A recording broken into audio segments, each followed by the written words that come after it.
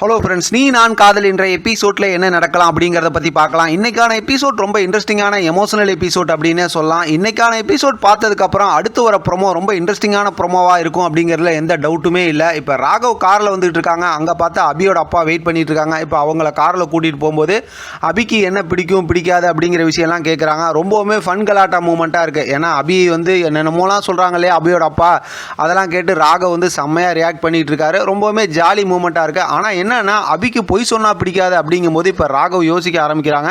அப்போ முரளி விஷயத்தில் ஏதோ பொய் சொல்ல உண்மையை தான் சொல்கிறாங்க அப்படிங்கிற மாதிரி கொஞ்சம் அபி மேலே ஒரு நல்ல எண்ணத்தை ஏற்படுத்திக்கிறாங்க. இப்போ இங்கே வீட்டில் பார்த்தோம் அப்படின்னா ராகவோட ரூமுக்குள்ளார முரளி வந்து அந்த ரெக்கார்டரை தேடுறாங்க. அதுக்கப்புறம் பார்த்தா ராகவோட அந்த பிபி மாத்திரையை மாற்றி வச்சிடுறாங்க.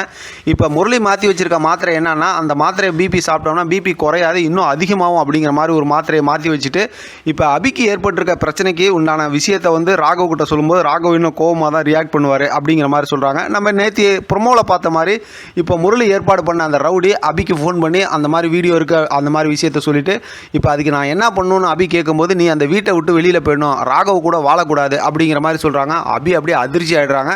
அதுக்கப்புறம் அந்த ட்ரெஸ்ஸிங் ரூமில் இருக்கிற அந்த கேமராவும் எடுத்துடுறாங்க. கூட இருக்கவங்கள்ட்டலாம் ஆலோசனை கேட்டுட்டு அதுக்கப்புறம் இது விஷயமா ஏதாவது ஒரு நல்ல முடிவு எடுக்கணும் அப்படிங்கிற மாதிரி யோசிக்கிறாங்க. இப்போ வீட்டில் எல்லாரும் உட்காந்து சாப்பிட்டுட்டு இருக்கும்போது முரளி வந்து அந்த மாத்திரை மாற்றி வச்சது என்னாச்சு, அபி நீ வீட்டை விட்டு வெளியில் போகணும், நம்ம அது சம்மந்தமாக டெஸ்ட் பண்ணலான்னு சொல்லிட்டு அஞ்சலிக்கு சாப்பாடு விட்றாங்க. அதை பார்க்குற ராகவ் ரொம்ப கோவப்பட்டு எந்திரிச்சு போயிடுறாரு. ஆகாஷ் ஒரு பக்கத்து கோவப்பட்டு இருக்காரு. பின்னாடியே பார்த்தா அபியும் எந்திரிச்சு போயிடுறாங்க. இப்போ அபி ஏன்னா அபிக்கு ரொம்ப ஏதாவது ராகவ்கிட்ட சொல்லி இந்த பிரச்சனைக்கு ஏதாவது ஒரு தீர்வு செய்யணும்ல அதுக்காண்டி. ஆனால் பின்னாடியே பார்த்தா முரளியும் வந்து அபிகிட்ட பேசிக்கிட்டு இருக்காங்க. அதை பார்க்கும்போது ராகவ் ரொம்ப கோவப்படுறாங்க. ஆனால் பின்னாடியே ஆகாஷ் வந்துடுறாரு. இப்போ அபிகிட்ட நீங்கள் இங்கேருந்து போங்க, நான் முரளிக்கிட்ட கொஞ்சம் பேசணும்னு சொல்லிட்டு முரளிக்கிட்ட சொல்கிறாங்க. என்னோட ஃப்ரெண்டோட அப்பா வந்து பெரிய டாக்டரு, அவங்க வராங்க, அவங்கள இப்போ சம்மந்தமாக அவங்கள்ட்ட செக் பண்ணணும் அப்படிங்கிற மாதிரி சொல்கிறாங்க. முரளி வந்து இல்லைன்னு சொல்லும்போது இல்லை கண்டிப்பாக செக் பண்ணணும் அப்படின்னு சொல்கிறாங்க. இப்போ வந்து ஆகாஷ் சொல்லிட்டு போனதுக்கப்புறம் முரளி வந்து அதுக்கு முன்னாடி வீட்டிலேருந்து அபி வீட்டை விட்டு வெளியில் போயிடுவாங்க, எல்லா பிரச்சனையும் நடக்க போகுது, நீங்கள்லாம் போங்க, உங்களுக்கு நான் என்ன வச்சுருக்கேன்னு பாருங்கள் அப்படிங்கிற மாதிரி முரளி வில்லத்தனமாக பேசுகிறாங்க.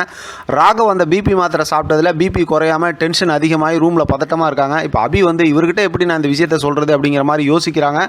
அதோட இன்ட்ரெஸ்டிங்காக இன்றைக்கான எபிசோட் முடிச்சிருக்காங்க. இதை பற்றின உங்களோட கருத்து கமெண்ட் பாக்ஸை தெரியப்படுத்துங்க. தொடர்ந்து ஆதரவு கொடுங்க. தேங்க்யூ, தேங்க்ஸ் ஃபார் வாட்சிங்.